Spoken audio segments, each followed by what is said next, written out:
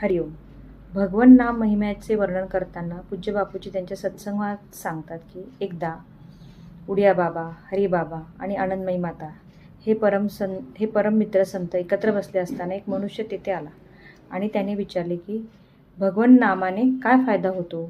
भगवन नाम घेतल्यामुळे काय फायदा होतो? आपल्या सगळ्यांना हाच प्रश्न पडतो, बरोबर?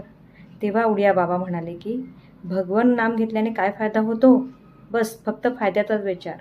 किती फायदा, कसा फायदा? तर पुढे उडिया बाबा म्हणतात की भगवन नाम घेतल्याने काय लाभ होतो याचं वर्णन करणारा आजपर्यंत कोणी जन्मालाच आलेला नाही. भगवन नाम वर्णन करत करत किती जण आपले शरीर सोडून गेले. संत तुलसीदास त्यांच्या रामचरितमानसमध्ये याविषयी वर्णन करताना म्हणतात की अपतू अजामिलू गजू गणिकाऊ भये मुकृत हरिनाम प्रभाव कहूँ कहा लगी नाम बडाई रामून सकई नाम गुण गाई. अर्थात नीच अजामिल, गज, गणिका हे सुद्धा हरिनामाच्या प्रभावाने मुक्त झाले. तर मी स्वतः संत तुलसीदास म्हणता मी त्याचं वर्णन काय करू? स्वतः रामसुद्धा याचं वर्णन गाऊ नाही शकले.